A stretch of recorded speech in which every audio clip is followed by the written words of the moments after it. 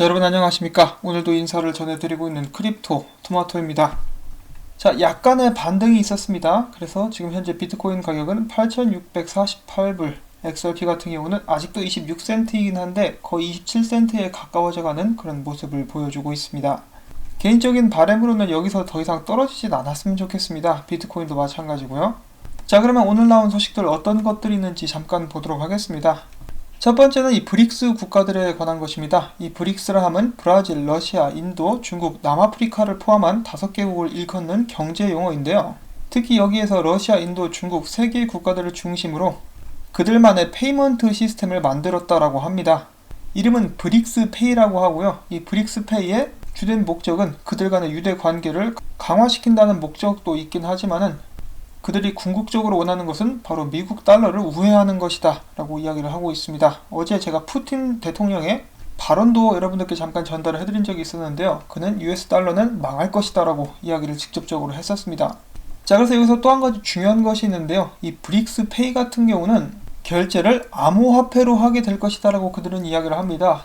자, 그들은 크립토 커런시를 쓰겠다 라고 이렇게 이야기를 하고 있다라고 하는데 아직까지 100% 정확하게 나온 이야기는 아닙니다. 그렇지만 현재까지 봤을 때 그들은 그들만의 스테이블 코인을 따로 만든다거나 그들만의 새로운 토큰을 만드는 것이 아니라 지금 현존하고 있는 암호화폐를 사용해서 결제를 진행할 가능성이 높다라는 것이죠.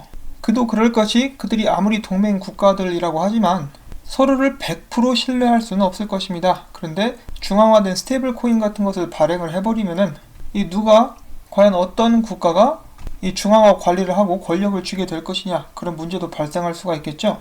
그래서 탈중앙화된 암호화폐를 쓰는 것이 가장 효과적이지 않을까라고 저도 이렇게 한번 생각을 해봅니다.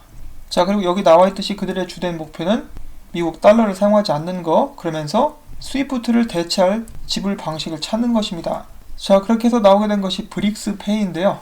여기에서부터 시작된 또 XRP 커뮤니티 멤버들의 희망회로 이들이 결제를 진행하게 될 때는 XRP를 쓰게 될 가능성이 굉장히 높다. 자, 근데 굉장히 좀 아이러니하죠. 미국 달러를 제끼기 위해서 브릭스페이를 만들었는데 리플 또한 미국 회사이긴 합니다. 일단 XRP는 탈중앙화가 되어 있긴 한데, 자, 아무튼 그들이 암호화폐를 통해서 지불 및 결제를 진행해야 된다면은 이런 분야에 특화되어 있는 XRP를 쓰게 될 가능성이 있다. 만약에 비트코인을 쓰게 되면은 비트코인의 주된 화력은 중국에서 나오게 되고, 이더리움을 쓰게 되면은 이더리움의 주된 화력은 또 러시아에서 나온다라고도 볼 수도 있겠죠. 자, 그것도 아니라면은 여러가지 암호화폐를 동시에 사용하게 될 수도 있겠습니다. 사용 가능한 여러가지 암호화폐들을 정해놓고 그 안에서 각각의 암호화폐를 통해서 결제를 하는 그런 방안들도 저희가 생각을 해볼 수가 있겠죠. 일단 더 자세한 사항은 공식적으로 발표가 나와야만 저희가 알 수가 있겠지만, 최근 흐름이랄지 그런 것들을 종합적으로 봤을 때 미국 달러의 앞날은 그다지 밝아 보이지만은 않습니다. 자, 과연 미국은 여기에 대해서 어떻게 대응하게 될까요? 자, 그러면 다음 소식도 바로 넘어가 보도록 하겠습니다. 리플넷 회원사, 파트너사, 바로 ODL 사용자인 니움, 전의 이름은 인스타렘이었죠. 이번에 인도네시아 중앙은행으로부터 국가 간 송금 및 결제 라이센스를 취득했다라고 합니다. 이를 통해서 해당 업체는 현지 기업 및 소비자를 대상으로 60여 개의 글로벌 지점을 아우르는 디지털 송금 서비스를 제공할 수 있게 되었다라고 하는데요. 니움 같은 경우는 지금 싱가포르 쪽에 은행 라이센스도 신청을 해놓은 그런 상황이죠. 전 세계적으로 발을 뻗치기 위해서 열심히 노력을 하고 있습니다. 제가 아는 한 이 니움이야말로 첫 번째로 ODL을 사용하면서 노스트로 어카운트를 없앤 그런 사례인 것으로 기억을 하고 있습니다. 계속해서 XRP를 적극적으로 활용해 줄 수 있기를 바라봅니다. 자, 그와 동시에 최근 멕시코 비소의 XRP 멕시칸 페소 거래량인데요. 최근에 다시 한번 최고치를 갱신했습니다. 자, 이와 관련해서 이 XRP 네오라는 사람의 트윗 잠깐 또 공유를 해보고 싶은데요. 그는 이렇게 이야기를 하고 있습니다. 지금 정말 많은 사람들이 ODL의 발전에도 불구하고 XRP 가격이 오르지 않아서 불만이 가득하다. 자, 그런데 하루에 몇백만 달러 움직이는 것만으로는 XRP 가격에 영향을 주기 힘들다. 아마 200배 정도 송금량이 증가해서 한 달에 한 10억 달러 정도 혹은 1000배 더 증가해서 1조 달러 정도 XRP로 옮길 수 있게 되면은 모르겠다. 아직까지는 기다려야만 하는 시간이다. 많은 사람들의 인내심이 이제 바닥나고 있죠. 어제 솔드 XRP에 관련돼 가지고 여러분들께 말씀을 드렸었는데 이제 그것을 호재로 보시는 분들도 굉장히 많으시더라고요. 그럴 수도 있죠. 개미들이 털려 나갈 때쯤 올린다라고 사람들이 생각을 하고 있으니까요. 개미들은 그전부터 계속해서 털려 나가고 있는데 끈질긴 개미들은 저 같은 개미들 말이겠죠. 나갈 생각이 없습니다.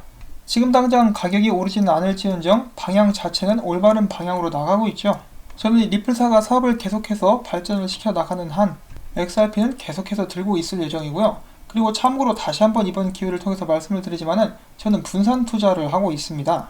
가장 많이 이제 투자를 하고 있는 것이 XRP랑 비트코인이고요.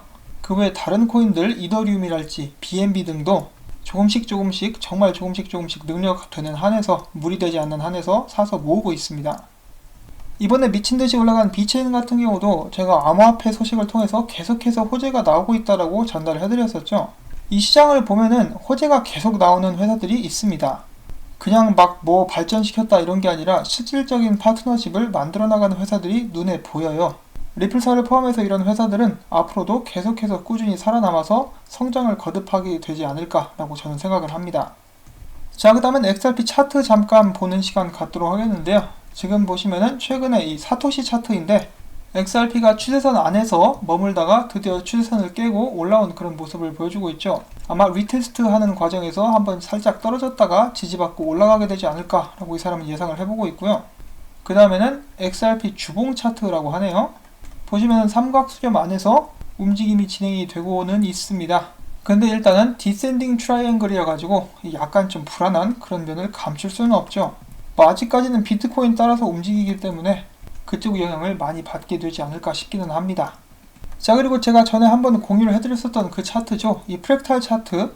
제가 그때 이 기간을 말씀을 드리면서 잘못된 부분이 있어가지고 정정 및 다시 한번 보려고 가지고 와봤는데요. 이 프랙탈 차트의 마지막은 지금 현재 2019년 11월 18일인데 이 차트의 끝부분은 2019년 10월 21일이었습니다. 그리고 지금은 11월 18일인데 아직까지는 아무 일도 일어나지 않고 있는 그런 상황이죠.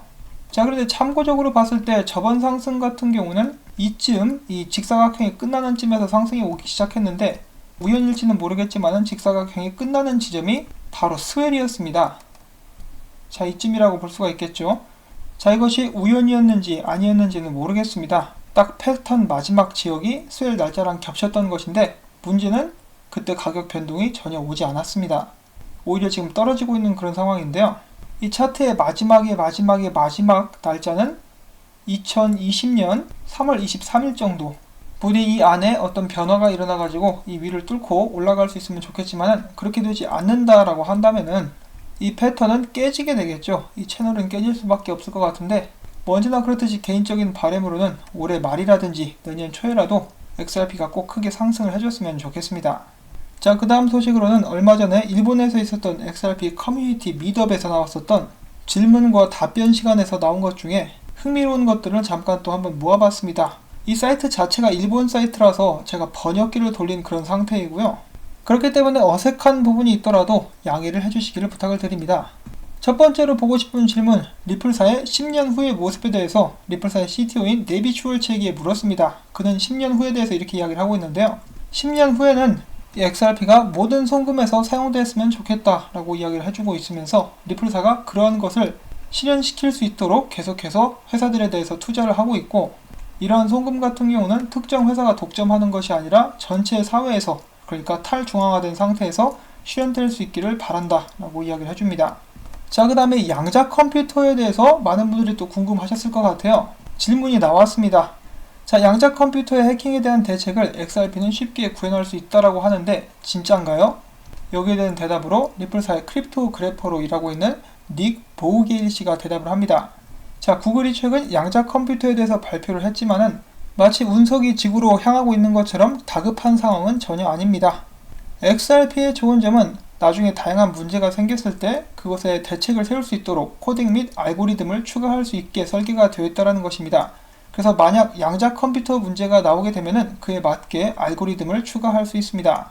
그럼에도 불구하고 나는 앞으로 5년에서 10년 사이에는 양자 컴퓨터 때문에 문제가 생길 거라고 생각하지는 않습니다. XRP를 더욱 안전하게 지키기 위한 아이디어는 많이 가지고 있습니다. 자, 이렇게 해서 양자 컴퓨터 때문에 많이 불안하셨던 분들은 한시름 놓으실 수가 있겠죠. 자, 그 다음에 또 마지막 질문, XRP 기축 거래소인 비트루의 CEO에게 던져진 질문입니다. 왜 XRP를 기축으로 거래소를 세웠습니까? 이것에 대한 대답으로 왕 씨는 이렇게 이야기를 합니다. 블록체인 프로젝트는 많은 과제를 안고 있으며 이에 대한 유용성이 없이는 상호 운용성도 기대할 수 없습니다. 우리는 XRP를 기축으로 할지 말지에 대해서 2개월 동안 고민을 했었고 다양한 측면을 검토한 결과 XRP가 가장 장래성이 있어서 향후 확장될 것이라고 판단했습니다. XRP에는 밝은 미래가 있다고 생각합니다. 계속해서 성장하고 확장해 나갈 것이라고 믿고 이 생태계의 일원이 되고 싶어서 이 비트루는 XRP 기축 거래소로 되기로 결심을 했습니다 라고 이야기를 해줍니다. 자, 여기서 많이 들어본 것 같죠? 여러가지 조사를 해보고 비교를 해봤는데 XRP가 가장 나아서 순수하게 사업가적인 측면에서 봤을 때 XRP가 제일 좋아서 선택을 했다. 남아프리카 거래소도 그랬고 코인필드도 그랬고 그 밖에 여러 암호화폐를 사용하는 사업가들은 계속해서 XRP를 선택을 해주고 있습니다. 지금 현재 많은 개인 투자자들로부터 온갖 쌍욕을 처먹고 있는 리플과 XRP인데요. 특히 한국에서 좀 심하긴 한데 그럼에도 불구하고 이 사업가들, 직접 XRP를 사용하는 사람들이나 업체들은 굉장히 좋아하고 있는 모습을 보여주고 있습니다. 정반대로 가고 있죠. 자, 과연 누가 XRP에 대한 진짜 제대로 된 의견을 가지고 있는 것일까요? 시간이 지나 보게 된다면 저희는 그 답을 알 수 있게 되지 않을까 싶습니다. 자, 마지막으로 이런 기사가 나와서 짧게 공유를 해보려고 하는데요. 뭐 특별한 이야기는 아닙니다. 오히려 공유를 했다가 더 많은 질타를 받을 수가 있는 그런 기사이긴 한데 지금 XRP 같은 경우는 굉장히 저평가가 되어 있고 가격이 많이 싼 편이라서 지금 가격대에 XRP를 구매하는 것은 이 비트코인이 초기였을 때 10달러였을 때 비트코인을 구매하는 것과 비슷한 상황이다 라는 이야기입니다. 비트코인 같은 경우도 처음에 나왔을 때 무슨 컴퓨터쟁이들이 갖고 노는 장난감 혹은 뭐 가상화폐라서 가치가 없다 이런 말들을 많이 들었었고 10달러까지 떨어졌다가 180달러까지 올라갔다가 다시 30달러까지 떨어졌다가 이런 등락을 반복을 했었죠. 자, 과연 XRP는 어떨까요? 지금 XRP를 이 가격에 사는 것은 과연 미래에서 과거를 돌아봤을 때 비트코인을 싼 가격에 10달러 정도에 산 것과 같은 결과를 가져오게 되는 그런 선택이 될 수 있을까요? 그렇게 되려면 앞에서 이 거래소 CEO가 이야기를 한 것처럼 XRP는 계속해서 크게 성장해 나가야만 할 것입니다. 나중에 먼 훗날 비트코인을 무시했던 사람들이 땅을 치고 후회한 것처럼 지금 XRP를 욕하고 무시하는 사람들도 그렇게 후회할 수 있는 그날이 올 수 있기를 바라봅니다. 근데 솔직히 비트코인 안 사서 후회한 사람들은 지금도 비트코인 욕하고 있죠. 인생에 발전이 없어요, 그런 사람들. 자, 아무튼 제가 오늘 열심히 준비를 해본 이런 소식들 여러분들께 도움이 되셨다면 언제나 그렇다시피 제가 계속해서 이 채널 유지하고 열심히 일할 수 있도록 광고 시청 영상을 처음부터 마무리될 때까지 재생시켜 주시기를 부탁을 드리고 싶습니다. 여러분들이 도와주셔가지고 저 역시 오늘도 열심히 일을 할 수가 있었습니다. 다시 한번 감사의 말씀 전해드리면서 전 다음에 또 인사드리도록 하겠습니다. 안녕히 계십시오.